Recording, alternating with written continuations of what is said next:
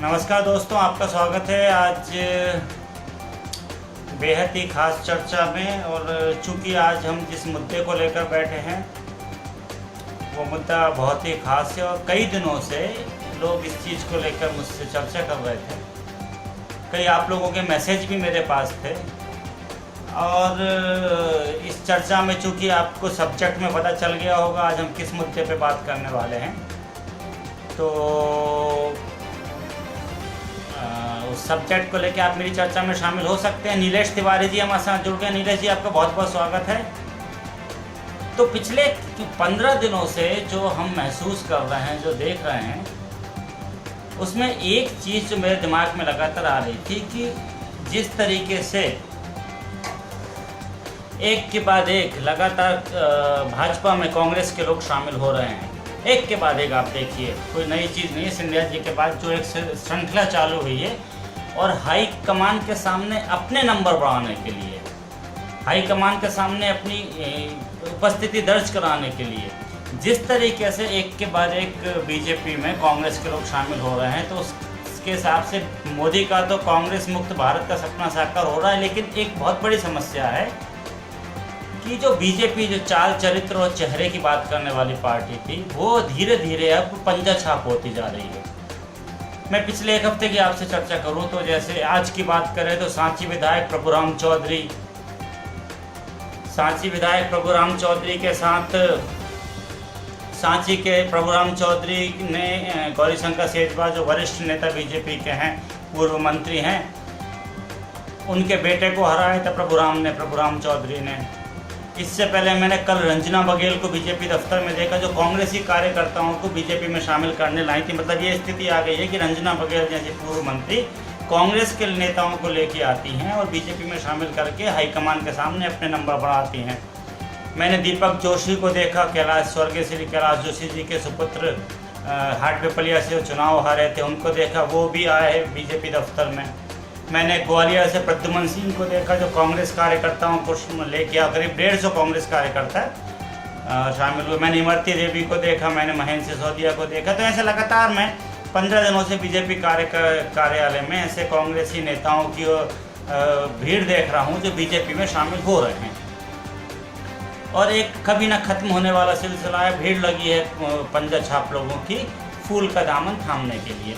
तो सवाल ये पैदा होता है, यहाँ पे सबसे बड़ा सवाल ये है कि उपचुनाव के पहले जिस तरह की परिस्थितियाँ बन रही हैं, तो क्या जो भारतीय जनता पार्टी थी, जो भारतीय जनता पार्टी चाल चरित्र चेहरे की बात करने वाली पार्टी थी, जिस भारतीय जनता पार्टी ने हमेशा कांग्रेस के सिद्धांतों की आलोचना की है, जिस भारतीय जनता पार्टी ने हमेशा इंदिरा गांधी से लेके और नरसिम्हा राव प्रधानमंत्री रहे, वहाँ तक लगातार मनमोहन सिंह तक, इंदिरा गांधी से लेकर मनमोहन सिंह तक प्रधानमंत्री रहे, और जिस भारतीय जनता पार्टी ने हमेशा उस कांग्रेस की आलोचना की है, तो क्या आज मध्य प्रदेश में वही भारतीय जनता पार्टी जो है वो कांग्रेस में होती जा रही है?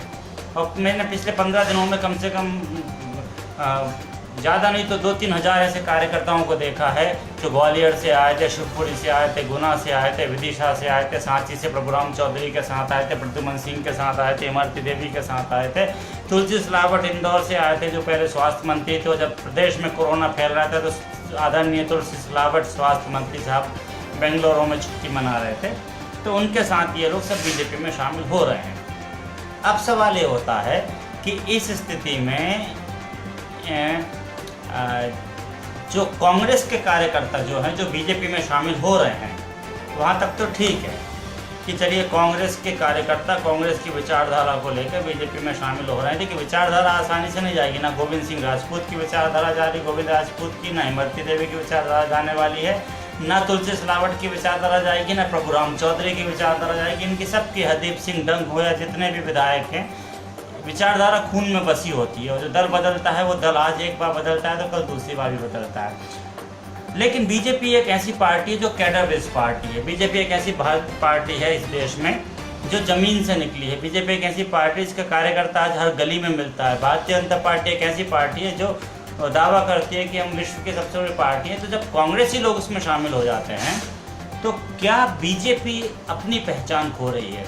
और ऐसी स्थिति में देखिए सौरभ जी मेरे साथ जुड़े हुए हैं, मेरे साथ जो लोग जुड़े हुए हैं, आपके सवाल मुझे मिल रहे हैं लगातार, आपके सवालों के जवाब मैं दूंगा एक एक करके। बस एक बात पूरी कर लूँ तो मेरा सवाल ये है, ऐसे में वो कार्यकर्ता क्या करेगा जो कार्यकर्ता बचपन से कई पुस्तों से बीजेपी को वोट देता आ रहा है, बीजेपी के लिए काम करता आ रहा है, और जब कांग्रेस के लोग बीजेपी में शामिल होकर पद को पा लेंगे, और जब यही कांग्रेस के लोग बीजेपी में आएंगे और बीजेपी में विधायक बनेंगे, सांसद बनेंगे, पार्षद बनेंगे, जिलाध्यक्ष बनेंगे, तो वो कार्यकर्ता जिसने डंडे खाए हैं, जो झंडा लेके चला है पूरे जीवन में भारतीय जनता पार्टी का, जो संघ की शाखाओं में गया है, वो कार्यकर्ता आखिर क्या करेगा। तो आज इस मुद्दे पर हम बहुत अहम चर्चा करने वाले हैं आप सभी के साथ। और चूंकि मेरे पास जो मैसेज आए थे कि मैं पिछले एक हफ्ते से आपके साथ लाइव नहीं आ रहा हूँ, इसलिए मैं आज लाइव भी आया हूँ, चूँकि व्यस्त चल रहा था कोरोना के बीच में। तो सवाल यही है कि जब कांग्रेस ही भाजपा में शामिल हो रहे हैं, भाजपा कांग्रेस में होती जा रही है, और भोपाल में एक लंबा सिलसिला चालू है। आज प्रभुराम चौधरी सांची से जाते हैं 150 कार्यकर्ताओं को। प्रभुराम चौधरी जो वरिष्ठ भाजपा नेता गौरीशंकर सेजवार के बेटे को चुनाव हरा के सांची से पहुंचते हैं विधानसभा में, उनके लिए एक बीजेपी के वरिष्ठ नेता पूर्व मंत्री वो जाके कहते हैं, दीपक जोशी जो स्वर्गीय कैलाश जोशी पूर्व मुख्यमंत्री के सुपुत्र हैं, वो भी बीजेपी दफ्तर पहुंचते हैं। बीजेपी की पूर्व मंत्री रंजना बघेल जो हैं वो कांग्रेसी कार्यकर्ताओं को शामिल करती हैं। तुलसी सिलावट इंदौर से लोगों को ले आते हैं, तो इंदौर से लोग आते हैं और बीजेपी में शामिल होते हैं कांग्रेसी। ग्वालियर से प्रद्युमन सिंह ले आते हैं, इमरती देवी आती हैं। तो कांग्रेस का एक बहुत बड़ा वर्ग जो है वो बीजेपी में शामिल हो रहा है, ये अपनी जगह ठीक है। सिंधिया जी आते हैं बीजेपी। मेरा सवाल ये है कि भारतीय जनता पार्टी को इस देश में कैडर बेस्ड पार्टी माना जाता है, एक ऐसी पार्टी माना जाता है जिसके कार्यकर्ता हर गली में हैं, हर मोहल्ले में हैं। एक ऐसी पार्टी बोलते हैं भारतीय जनता पार्टी को जिसका चाल चरित्र चेहरा है, जिसका कार्यकर्ता संघ से विचारधारा लेके, संघ के संस्कार लेके आता है। तो जब यही प्रद्युमन सिंह के समर्थक, यही इमरती देवी के समर्थक, यही इंदौर से तुलसी सिलावट के समर्थक, यही गोविंद राजपूत के समर्थक, ये सब भाजपा में आके पार्षद बनेंगे, विधायक बनेंगे, सांसद बनेंगे, जिलाध्यक्ष बनेंगे, तो वो भाजपा का कार्यकर्ता कहाँ जाएगा जो झंडा उठा रहा था, डंडे खा रहा था दिग्विजय सिंह के शासनकाल में? वो भाजपा का कार्यकर्ता कहाँ जाएगा जिसने पूरे जीवन को, कई पुश्तों को अपनी इस पार्टी के लिए, इस कमल के लिए, हलदर किसान के लिए, दीपक के लिए समर्पित कर दिया? वो आखिर कहाँ जाएगा? ऐसे में कहीं ऐसा तो नहीं कि जिस कांग्रेस की आलोचना भारतीय जनता पार्टी में दीनदयाल उपाध्याय से लेकर पंडित अटल बिहारी वाजपेयी से लेकर कुशाभाऊ ठाकरे से लेके स्वर्गीय सुंदरलाल पटवा से लेकर कैलाश जोशी से लेकर पूरी भारतीय जनता पार्टी करती है, क्या मध्य प्रदेश में आज वही भाजपा कांग्रेस में होती जा रही है और इसका खामियाजा भुगतना पड़ेगा? तो हमारे साथ लगातार लोग जुड़ रहे हैं। पहले मैं आपको परिचय करा दूं एक एक करके। नीलेश तिवारी जी हमारे साथ जुड़े। नीलेश जी आपका बहुत बहुत स्वागत है। चंद्रहंस पाठक जी जुड़ गए हैं। चंद्रहंस जी आपका स्वागत है। आप सबकी विचारों, आपकी सबकी राय का स्वागत है। सौरभ दुबे जी कह रहे हैं कांग्रेस मुक्त भारत कहने वाले लोग आज कांग्रेस युक्त भारत। तो यही सवाल सौरभ दुबे जी आपने बहुत सही सवाल किया है कि कांग्रेस मुक्त भारत कहने वाले जो है वो कांग्रेस युक्त है। मेरा सवाल, क्योंकि मैं 15 दिनों से मैंने तुलसी सिलावट को देखा है, कांग्रेस से 150 कार्यकर्ताओं को लेके आया, कांग्रेस को बीजेपी में शामिल कर लिया। मैंने प्रद्युमन सिंह को ग्वालियर से देखा है भोपाल बीजेपी दफ्तर में। मैंने पूर्व मंत्री रंजना बघेल को देखा है कांग्रेस कार्यकर्ताओं को भाजपा में शामिल कराते हुए। मैंने सांची से प्रभुराम चौधरी जो है मंत्री थे, शिक्षा मंत्री, वो सांची से आए, उन्होंने कांग्रेस कार्यकर्ताओं को सांची के बीजेपी में शामिल कराया। इमरती देवी को भी देखा मैंने, गोविंद राजपूत को भी देखा। तो वो विचारधारा जिसकी आलोचना इंदिरा गांधी से लेके शुरू से भले हरदर किसान रहा हो, बीजेपी की जनता पार्टी रही हो, फिर भारतीय जनता पार्टी बनी हो, वहाँ से लेके आज तक जिस इंदिरा गांधी से लेके मनमोहन सिंह में कांग्रेसी विचारधारा का विरोध होता रहा है, तो क्या भारतीय जनता पार्टी पर आज वही कांग्रेसी विचारधारा हावी होती जा रही है? और ऐसे में वो कार्यकर्ता क्या करेगा जिस कार्यकर्ता ने पूरा बचपन संघ में बिता दिया, जिस कार्यकर्ता ने पूरा जीवन, पूरी पुश्तें आज भारतीय जनता पार्टी के लिए समर्पित कर दी? जब यही कांग्रेस के लोग आके बीजेपी में पार्षद बन जाएंगे, विधायक बन जाएंगे, तो क्या वो चाल, वो चरित्र, वो चेहरा जो विश्व की सबसे बड़ी पार्टी थी, क्या वो अपना अस्तित्व खो देगी? तो सौरभ जी आपको आपके सवाल का जवाब मिल गया होगा। सौरभ जी के साथ विशाल शुक्रवार जी, सुमित गुप्ता जी हमारे साथ हैदराबाद से जुड़े हैं। सुमित भाई आपका बहुत बहुत स्वागत है। विशाल चक्रवर्ती गंज बासुदा से, संजय सोनी जी, भगवान सिंह भावसार जी, आपका स्वागत है। तो आपकी जो भी प्रतिक्रिया रहा है, नरेंद्र व्यास जी, वकील साहब हमारे साथ जुड़े हैं, सर आपका बहुत बहुत। दिल्ली से मृदुल राजपूत जी एक बार फिर जुड़े हैं, मृदुल जी बहुत बहुत स्वागत है। भगवान सिंह भावसार जी नमस्कार कर रहे हैं, नमस्कार। रोमल भाई बोल रहे हैं, भावसार जी नमस्कार है, आपको बहुत बहुत स्वागत है। तो इस चर्चा में आपके सवाल बताइए, आपकी क्या राय है, क्या मध्य प्रदेश में भारतीय जनता पार्टी अपना अस्तित्व खो रही है और जो चेहरा बीजेपी का दिख रहा है वो एक पंजा छाप भाजपा दिख रही है? क्योंकि प्रभुराम चौधरी ने सांची से बीजेपी में शामिल करा दिया, प्रद्युमन ने ग्वालियर से करा दिया, इमरती देवी ने करा दिया।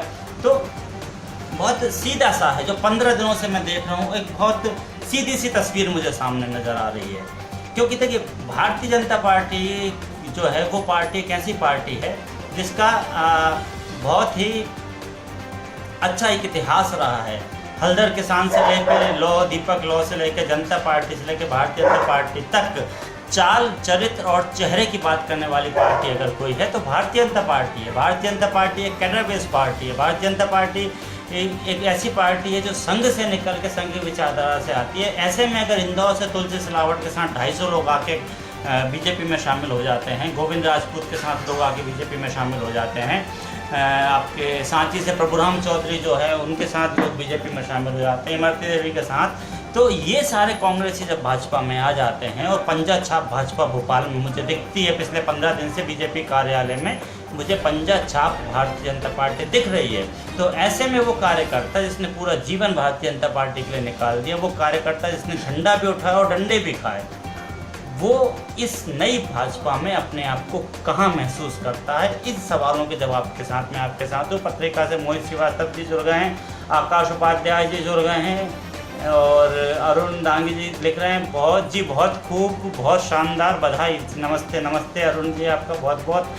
इसके साथ ही मोहित श्रीवास्तव हैं, तो आप लोग का सबका स्वागत है। अपनी प्रतिक्रिया दीजिए, आपको क्या लगता है मध्य प्रदेश में जो भाजपा का नया चेहरा है, जो नई भाजपा है, ठीक है, जैसे आप कहते हैं ना नया भारत है, ये घर में घुस के मारेगा, तो क्या ये नई भाजपा है मध्य प्रदेश की जो घर में घुसाएगी कांग्रेस की? क्या इसको पंजा छाप भाजपा कहा जाए? तो इन सवालों के साथ मैं आपके बीच में हूँ। तो जो मेरे साथ जो लोग जुड़े हुए हैं वो अपनी बात रख सकते हैं, क्योंकि मैं लगातार महसूस कर रहा हूँ जो बीजेपी दफ्तर कल तक भाजपा के लोगों से भरा दिखता था, आज वो बीजेपी दफ्तर अधिकांश कांग्रेसी जो सिंधिया समर्थक भोपाल, इंदौर से आए हुए हैं, सुर्खी, गुना से आए हुए हैं, शिवपुरी, ग्वालियर से आए हुए हैं, उनसे भरा हुआ दिखता है। तो ऐसी स्थिति में राजनीति का जो ये नया चेहरा है ये क्या कहता है? मेरे साथ सभी वरिष्ठ लोग जुड़े हुए हैं, राजनीति में अच्छी समझ रखते हैं, राजनीति करते भी हैं, वोट भी डालते हैं। ऐसी स्थिति में जब 24 उपचुनाव होने वाले हैं हमारे प्रदेश में, आने वाले समय में हमको 24 जगह उपचुनाव कराना है, ऐसे में वो भाजपा कार्यकर्ता क्या करेगा जिसने पूरी ज़िंदगी कांग्रेस से झगड़ा किया है, जिसने इंदिरा गांधी से लेकर मनमोहन सिंह तक कांग्रेस की विचारधारा पर उंगली उठाई है? आज क्या वो भाजपा कार्यकर्ता प्रभुराम चौधरी को वोट मांग पाएगा, इमरती देवी को वोट मांग पाएगा? क्या गोविंद राजपूत को वोट मांग पाएगा, प्रद्युमन सिंह को वोट मांग पाएगा? क्या वो हरदीप सिंह डंग को वोट मांग पाएगा, तुलसी सिलावट को वोट मांग पाएगा? तो वो भाजपा कार्यकर्ता क्या करेगा? इसने जीवन भर झंडा उठा के संघ की बात की है, वो किस मुँह से प्रभुराम चौधरी के लिए क्या गौरी शंकर सेजवाल प्रचार कर पाएंगे? गौरी शंकर सेजवाल के बेटे मुदगिल सेजवाल, जिसको सांची से चुनाव हरा दिया गया, वो प्रचार कर पाएंगे? अरविंद भदौरिया जो थे वो, या फिर आपके जयवान सिंह पवैया जैसे लोग जिनका ग्वालियर चंबल संभाग में एक अच्छा वर्चस्व था, जिन्होंने भारतीय जनता पार्टी की नींव रखी थी वहाँ पे, ऐसे लोग, जयवान सिंह पवैया जो एक इतिहास के पन्नों में एक नाम है जिसने भाजपा को खड़ा किया है, क्या वो व्यक्ति वहाँ खड़ा होकर प्रद्युमन सिंह तोमर का प्रचार कर पाएगा? तो इन सब सवालों के साथ मैं आपके बीच में हूँ। तो आपका जो भी सवाल हो आप बताइए, मैं लगातार आपके साथ जुड़ा हुआ हूँ कि क्या मध्य प्रदेश भाजपा कांग्रेस में होती जा रही है?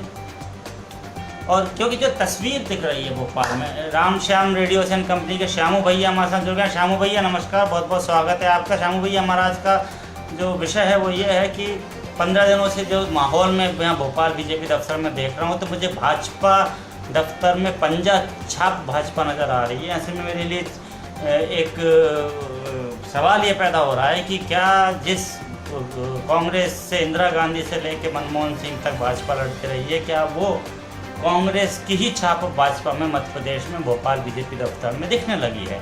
और ऐसी स्थिति में भाजपा का वो कार्यकर्ता क्या करेगा जो कार्यकर्ता ने पूरा जीवन इसके लिए समर्पित कर दिया। तो इन सब सवालों के साथ हैं, तो आप अपनी राय रखिए मेरे सामने। स्मिता जी का वेव है ये।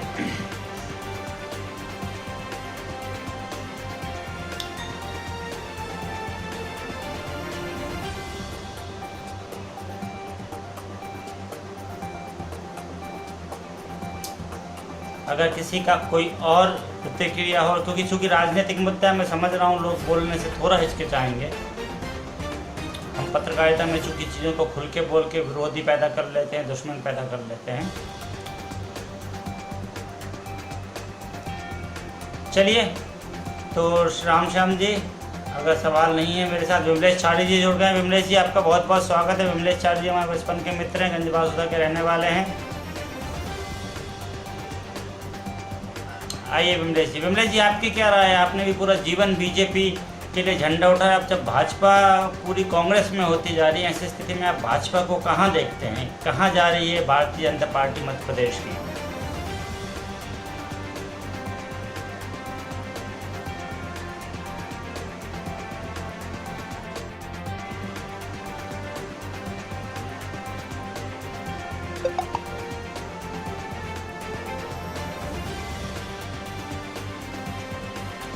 श्यामू भैया बोल रहे हैं, राम श्याम रेडियो सोन कंपनी। पहले इनका मैं परिचय दूँ। श्यामू भैया के साथ पूरे कोरोना संकट में उन्होंने बहुत अच्छा समाज सेवा का काम किया और सभी लोग इनको जानते हैं, पूरे सभी लोगों को जागरूक किया। श्यामू भैया कह रहे हैं कार्यकर्ता की मौत है।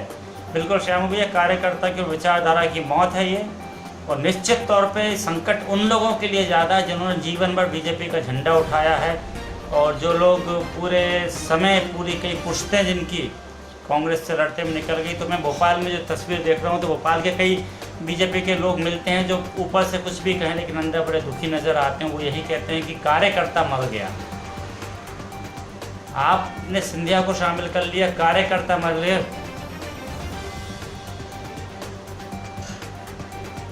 कार्यकर्ता मर गया। तो कुल मिला के ये विमलेश चारी जी बोल रहे हैं। जय श्री राम रोहन भाई, जयराम जी के साथ बहुत बहुत धन्यवाद आपका। राजेंद्र गुप्ता जी हमारे साथ जुड़ रहे हैं, कुछ लिख रहे हैं। राजेंद्र जी लिख रहे हैं कि दारू तो पी पी के ही खत्म की जाती है, लाइक बीजेपी। मतलब इनका कहने का मतलब है कि दारू पी पी के खत्म किया जाती है। ये बीजेपी है, बीजेपी में जो कांग्रेस का एक वर्ग जा रहा है, तो बीजेपी अपनी विचारधारा जो है पंजा छाप भाजपा हो रही है, इसलिए खत्म हो गई। विपिन मालवी जी स्वागत है। विपिन जी आपका बहुत बहुत। मेरा आपको सवाल आज का पता ही होगा कि जिस तो तस्वीर नहीं भाजपा की दिख रही है, जिसमें इमरती देवी है, प्रद्युमन सिंह है, गोविंद राजपूत है, और जिसमें रोज़ 100-200 कांग्रेस के कार्यकर्ता शामिल हो रहे हैं, वो बीजेपी आज यही भारतीय जनता पार्टी जो है आज पंजा छाप भाजपा होती जा रही है। ऐसी स्थिति में वो कार्यकर्ता इसने पूरा जीवन सब भाजपा को दे दिया, आज वो कार्यकर्ता अपने आप को कहाँ देखेगा? तो राज अहरिया जी आपका बहुत बहुत स्वागत है। सौदान सिंह दादा हमारे साथ हो गए। दादा वरिष्ठ पत्रकारों में से एक हैं, बहुत ही सीनियर पत्रकार हैं। दादा आपकी प्रतिक्रिया का भी स्वागत करूंगा मैं। अनंत जी हैदराबाद से ईटीवी न्यूज़ से हमारे साथ जुड़े हुए हैं। अनंत जी आपका बहुत बहुत स्वागत है। अपनी प्रतिक्रिया दी, आपका मैं प्रतिक्रिया का इंतजार कर रहा हूँ। इस स्थिति में क्या एक कार्यकर्ता मर गया है जो कार्यकर्ता ने पूरा जीवन का? राज अहरिया जी लिख रहे हैं, अगर कार्यकर्ता के साथ नेता भी रोड पर कोरोना पीड़ितों की मदद करने के लिए उतर जाए तो अच्छा होगा। कार्यकर्ता अपना कर्तव्य निभाते निभाते रहेगा। मेरी युवा मोर्चा जिला अध्यक्ष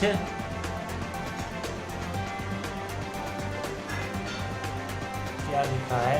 अगर राज्य लिख रहे हैं, अगर कार्यकर्ता के साथ नेता भी रोड पर कोरोना पीड़ितों की मदद करने उतर आए तो अच्छा होगा। कार्यकर्ता हमेशा अपना कर्तव्य निभाते रहेगा। मेरी युवा मोर्चा जिला उपाध्यक्ष लिख रहे हैं, कार्यकर्ता नेता को उतरना चाहिए। लेकिन देखिए, थोड़ा हम आप राज्य मुद्दे से भटक रहे हैं। मेरा मुद्दा आज ये है, जो नई तस्वीर भाजपा की दिख रही है, आप सिंधिया को शामिल कर दिया आपने, सरकार भी आपकी बन गई, जोड़ तोड़ आपने कर लिया। उस नई भाजपा के जो चेहरे हैं वो चेहरे इमरती देवी हैं, नई भाजपा का चेहरा गोविंद राजपूत है, नई भाजपा का चेहरा प्रद्युमन सिंह तोमर है, तुलसी सिलावट है नई भाजपा में, नई भाजपा में गौरीशंकर शेजवार है।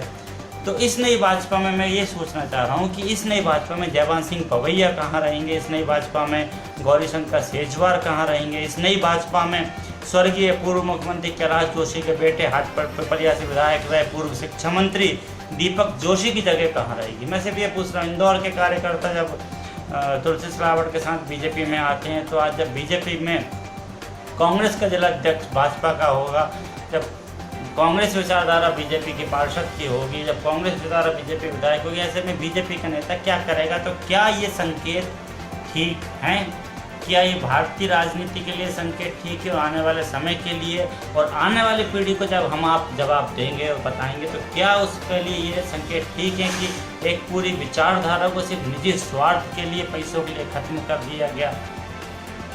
तो राज जी आपको मिल गया होगा, अनंत जी हमारे साथ लगातार जुड़े। अनंत जी आपका कोई सवाल हो तो दीजिए, राज जी को जवाब। सौदान सिंह दादा भी लगातार मुझे देख रहे हैं, विपिन मालवीय जी, राजेंद्र गुप्ता जी भी मेरे साथ जुड़े हुए हैं, विमलेश छाड़ी जी जुड़े हुए हैं। तो अगर कोई सवाल हो तो ठीक, नहीं तो आखिरी 5 मिनट के बाद मैं इसको वाइंड अप करूँगा इस लाइव को। और सवाल फिर आपको बता दूँ, पंजाछा पोती भाजपाई राज अहल्या जी बोल रहे हैं। जी बिल्कुल राज जी, बहुत बहुत स्वागत है आपका, आप मेरे साथ जुड़े। और चूँकि मेरा एक लंबा गैप हो गया लाइव में, ये मुझे लगातार ऑफिस में भी शिकायतें मिली थी, जो कि मैं एक हफ्ते से शाम को लाइव नहीं दे पा रहा था, लेकिन अब मैं कोशिश करूँगा रोज़ एक लाइव देने की 15-20 मिनट का, ताकि हमारी चर्चा होती रहे, आप लोगों से मिलता रहूँ, जुलता रहूँ, बात होती रहे अपन के आपस में। और ये एक अच्छा मैथ दब भी है लॉकडाउन के दौरान, जब सब लोग घर में, तो पुराने मित्रों से परिचय होगा, सब अपनी विचारधारा एक दूसरे के सामने रखेंगे। और दूसरी बात ये अनंत जी बोल रहे हैं मेरे से, अनंत जी का भी परिचय मैं आपको दे दूं। अनंत अभी जी मेरे साथ जुड़े हुए हैं, मेरे अच्छे जूनियरों में से। क्यों अनंत जी फिलहाल हैदराबाद में रहते हैं, ईटीवी न्यूज़ में काम करते हैं। इसके पहले वो बड़े बड़े चैनलों में काम कर चुके हैं दिल्ली में। ये लिख रहे हैं, बीजेपी कार्यकर्ता ठगा हुआ महसूस करता है, बीजेपी को सरकार बचाने में लगी है, लेकिन कार्यकर्ता कंफ्यूज है कि किस तरफ जाए। 24 सीटों पर उपचुनाव का परिणाम सब साफ कर देगा, इंतजार करें। बिल्कुल अनंत जी, वो साफ कर देगा। अनंत जी, मैं आपकी बात से सहमत हूँ कि बीजेपी कार्यकर्ता अपने आप को ठगा महसूस कर रहे हैं। अनंत जी का सवाल है, अनंत जी की प्रतिक्रिया है, बीजेपी सरकार बचाने में लगी है, कार्यकर्ता कंफ्यूज है, 24 सीटों के नतीजे साफ कर देंगे। लेकिन अनंत जी, फिर सवाल वही उठ रहा है कि वो कार्यकर्ता, आप एक बार आप किसी भी एक सीट का देख लीजिए, आप इंदौर के तुलसी सिलावट को देख लीजिए, ठीक है, या आप इमरती देवी को देख लीजिए, या आप गोविंद राजपूत को देख लीजिए। तो मैं कह रहा हूँ, वो कार्यकर्ता किस मुँह से सांची का प्रभुराम चौधरी के लिए टिकट मांग रहे हैं, जीवन भर गौरीशंकर शेजवार के साथ रहा है, ये है। इसके बाद अनंत जी कह रहे हैं, आपके तस्वीर देखते हैं 24 सीटों के चुनाव में। देखिए अनंत जी, मेरे लिए राजनीति संभावनाओं का खेल है, सियासत में कुछ भी संभव है, और इसलिए मैं सियासत से बहुत दूर रहता हूँ। मुझे सियासत से नफरत भी कहें अगर आप है तो बहुत बड़ी बात नहीं होगी। और दूसरी बात है, सियासत को लेकर मैं आलोचना का शिकार होता हूँ। कई लोग मेरी आलोचना करते हैं, मेरी विचारधारा की आलोचना करते हैं। कई बार मैं अपने रिलेशनशिप में भी इस चीज़ को लेके शिकार होता हूँ, लेकिन ये मेरी विचारधारा है, मैं आलोचना का स्वागत करता हूँ। जिनको आलोचना मेरी करनी स्वतंत्र हैं, आप संयमित भाषा में मेरी आईडी पे आके आलोचना कर सकते हैं। बाकी मैं भक्त किसी का नहीं हो सकता, ना मोदी का ना राहुल का। ये मेरी विचारधारा और स्पष्ट विचारधारा में आप एक अच्छे नागरिकता की जब स्पष्ट आलोचना किसी की करे, और मैं स्पष्ट आलोचना करता हूँ, भले मेरे संबंध किसी से कितने अच्छे हों बुरे हो, मुझे आलोचना करने में कोई परहेज नहीं है, और आपको भी कोई परहेज नहीं है मेरी कमियां गिनाने में, तो आप लोग भी लिख सकते हैं। विमलेश चारी जी कह रहे हैं, मुझे लगता है राजनीति में जितना दूर रहा जाए उतना ही अच्छा है, इसमें कार्यकर्ता की मौत है। विमलेश जी, बिल्कुल यही बात मैं लोगों से कहता हूँ कि सियासत में कभी किसी के अंधभक्त मत बनिए। अंधभक्त अंधा होता है, उसके आगे अंध लगा हुआ था, बस वो चमचा नहीं कहलाता, अंधभक्त होता है। और सियासत में कार्यकर्ता ही मरता है। आप इतिहास उठा के देख लीजिए, मौत कार्यकर्ता की हुई है। नेता मलाई खाता है और कार्यकर्ता जूते खाता है। विमलेश जी, बहुत बहुत धन्यवाद आपकी बात के लिए। राज जी बोल रहे हैं, जी बिल्कुल, मैं भी आनंद जी की बात से सहमत हूँ। आनंद जी, आपकी बात से राज जी भी सहमत हैं, लिख रहे हैं। अमित पांडे जी हमारे साथ जुड़ गए, अमित जी आपका स्वागत है। अनिल अग्रवाल जी हमारे साथ जुड़ गए, अनिल भैया आपका बहुत बहुत स्वागत है। पुणे से चिरंजीवी सर हमारे साथ जुड़ गए हैं। सर आपको देखिए कहा था मैं फिर एक बार लाइव आ गया हूँ और आज हम चूँकि एक मध्य प्रदेश के मुद्दे पर चर्चा कर रहे हैं, तो आज हमारा मुद्दा ये है कि एक्चुअली चिरंजीवी सर हमारे मध्य प्रदेश में जो भाजपा है वो पंजा छाप होती जा रही है, उस मुद्दे पर है। ये है अनिल जी कह रहे हैं आलोचना कर सकते हैं संयमित भाषा में, स्वागत, शानदार शब्द बात है। बिल्कुल देखिए अनिल जी, इसमें कोई बुरी बात नहीं है। मैं आलोचनाओं का आदी हूँ, मैं हमेशा से आलोचनाओं का आदी हूँ, क्योंकि मेरी विचारधारा ऐसी है कि लोग मेरी तारीफ कम और आलोचनाएं ज़्यादा करते हैं। और मैं कहता हूँ आप मेरी आलोचनाएं करिए, ज़रूरी नहीं आपकी मेरी विचारधारा एक हो। अगर आपको उगता सूरज पसंद है तो मैं डूबता पसंद कर सकता हूँ, तो मैं अपनी बात रखता हूँ, आप अपनी बात रखिए। तो आलोचनाओं करिए, संयमित भाषा में करिए, मेरी करिए, आपकी करिए। अरे आलोचना और जब बुराई भगवान राम की नहीं करी तो हम तो इंसान हैं साहब, छोटे मोटे, ठीक है। तो संयमित भाषा में सबकी आलोचनाओं का शिकार है। हम तो उस परिवार से हैं जहाँ पे पूरी जीवन ही भाजपा के लिए था उस समय, उसके बाद हम खुल के बात करते हैं, बोलते हैं। चिरंजीवी सर धन्यवाद, हाथ जोड़ रहे हैं चिरंजीवी सर, बहुत बहुत धन्यवाद आपका। शाहकान जी हमारे साथ जुड़ गए, शाह जी आपका बहुत बहुत स्वागत है। पन्ना लाल कुशवाहा जी भी हमारे साथ जुड़े हैं, बहुत वरिष्ठ व्यक्ति हैं। पन्ना लाल जी आपका भी बहुत बहुत स्वागत है। तो कुल मिलाकर यही आज हमारा लाइव का मुद्दा था। अगर किसी की प्रतिक्रिया हो तो बिल्कुल स्वागत है। तारीफ़ का मैं कभी भूखा नहीं हूँ, तारीफ़ आप ना करें, आलोचना अगर आप करना चाहें तो स्वागत करता हूँ आपका। और अंत में वाइंड अप जो मेरा एक हमेशा रहता है, जब वाइंड अप करता हूँ किसी लाइव को, तो मैं हमेशा 1-2 मिनट की अपना विचारधारा आपको थोपता हूँ। एक मैं एक विचारधारा जो होती है वो आपको थोपता हूँ, इसलिए कह रहा हूँ क्योंकि थोपने का मतलब ये होता है कि आपको पसंद आए या ना आए, आपको सुनना पड़ेगा क्योंकि आप मेरा लाइव देख रहे हो। तो अब वाइंड अप कंक्लूजन पे आता हूँ। तो वाइंड अप कंक्लूजन ये मेरा है कि आप याद करिए जब चुनाव आते हैं, आपके पांव छुए जाते हैं, आपको कंधों पे बैठाया जाता है, आपका गुणगान गाया जाता है। वो सोनू होता है, वो मोनू होता है, वो रामू होता है, वो श्यामू होता है, इनसे वोट चाहिए तो इनको भगवान बताया जाता है। याद करिए वो दिन जब आप वोट डालने जाते हैं, कैसे नेता आए आपके सामने गिड़गिड़ाते हैं। याद करिए आप जब वोट डालने जाते हैं, अच्छे अच्छे विधायक हाथ जोड़ के सामने खड़े हो जाते हैं।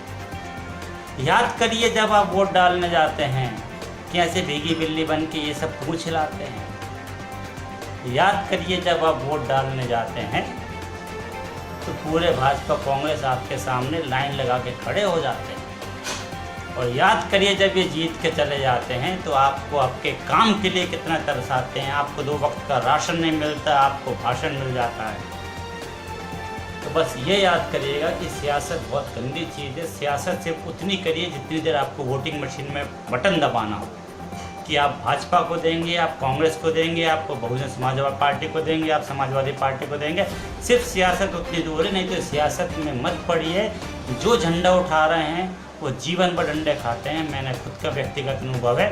ये नेता कभी किसी के मीत ना हुए हैं ना होंगे।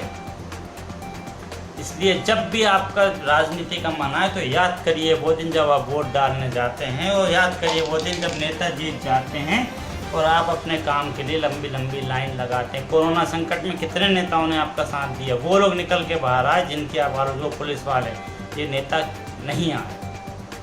मैं नेताओं की उनकी बात कर रहा हूँ जो मंत्री विधायक होते हैं, इनकी। अभी कह रहे हैं शब्दों का जादूगर आप हैं सर। सर मैं जादूगर नहीं हूँ सर, छोटा मोटा पत्रकार हूँ। तो पत्रकार का काम शब्दों से खेलना होता है, तो शब्दों से खेलता हूँ। आपका स्वागत है, आप जल्दी आइए, आपको भोपाल इंतजार कर रहा हूँ। शायद आपके अनंत जी मेरे मैसेज 1 तारीख को आपकी ट्रेन है भोपाल के लिए, आइए, स्वागत है। चिरंजीवी सर कह रहे हैं तारीफ और आलोचना दोनों करते वक्त से मुद्दे की बात करें, ऐसी टिप्पणी में कोई तथ्य नहीं होता। अच्छा था, ठीक था और बात नहीं बनी। आपको गौर से देखना चाहिए कि अच्छा था तो अच्छा था और अच्छा था तो अच्छा था, बुरा था तो क्या बुरा था। भाषा गलत थी, जानकारी गलत थी, या फिर गलत लोगों से बात की गई थी। जब तक उदाहरण के साथ सुझाव नहीं दिया जाता तब तक रिपोर्टर्स को पता ही नहीं चलेगा कि सुधार कहाँ करना। बिल्कुल सही, आपकी बात से सहमत हूँ। बहुत बहुत धन्यवाद आपका चिरंजीवी सर। राज जी बोल रहे हैं, जी बिल्कुल सही बात भाई साहब, सत्य वचन। धन्यवाद आपका राज जी। कृष्णकांत शुक्ला जी मेरे साथ जुड़ गए हैं पत्रिका से। कृष्णकांत जी आपका भी स्वागत है। तो कुल मिलाकर ये फाइनल कंक्लूजन में रहता है। इसके बाद आखिरी 1 मिनट जो होता है आपके कमेंट्स कीजिए, वो आप 1 मिनट है। आप बताइए क्या आपका कहना है कि सियासत के इस खेल में आप आने वाला भविष्य क्या देखते हैं, क्योंकि सियासत की शतरंज में शय और मात के खेल में जो पिसता है वो होता है मतदाता। और मैंने पिछले लाइव के दौरान कहा था, हालांकि पिछले लाइव को आज 8 या 9 दिन हो गए, मैंने शनिवार और शुक्रवार को लाइव किया था, तब मैंने एक बात बोली थी कि इस देश में मध्यम वर्गीय परिवार जो होता है शायद वो मरने के लिए पैदा होता है। मध्यम मीडियम क्लास और बिलो मीडियम क्लास। कोरोना की मार इन लोगों पे पड़ती है, महंगाई की मार इन लोगों पे पड़ती है, चोरी इनके यहाँ होगी, डकैती इनकी होगी, पुलिस लाठी इनको मारेगी। और इसके ऊपर वाले जो होते हैं वो ऐश करते हैं, नेता उनके घर जाके खाना खाते हैं। आप और हमको तो सिर्फ वोट मांगने आते हैं। आनंद जी बोल रहे हैं सोनू सूद को से नेताओं को सीखना चाहिए, बिल्कुल सीखना चाहिए। नेता तो मैं कह रहा हूँ, आनंद जी आप कह रहे हैं सोनू सूद से सिर्फ नेता अपने आप से सीख लें तो सुधर जाए इस देश के। समस्या ये है ना कि सीख नहीं तो नहीं है, समस्या तो वहीं फंसती है। चलिए, धन्यवाद। देखिए अभी तक लोग जुड़े हुए हैं, मैं आप धन्यवाद, गुड नाइट बोल रहा हूँ आपसे। अगर सबके हो गए हों सवाल तो मैं इजाज़त चाहता हूँ। मेरे साथ 7 लोग जुड़े हुए हैं, अगर आपकी इजाज़त हो तो नमस्कार करिए, मैं निकलता हूँ। अगर कोई सवाल हो या कोई प्रतिक्रिया तो बताइए, मैं उसका इंतज़ार करता हूँ फिर।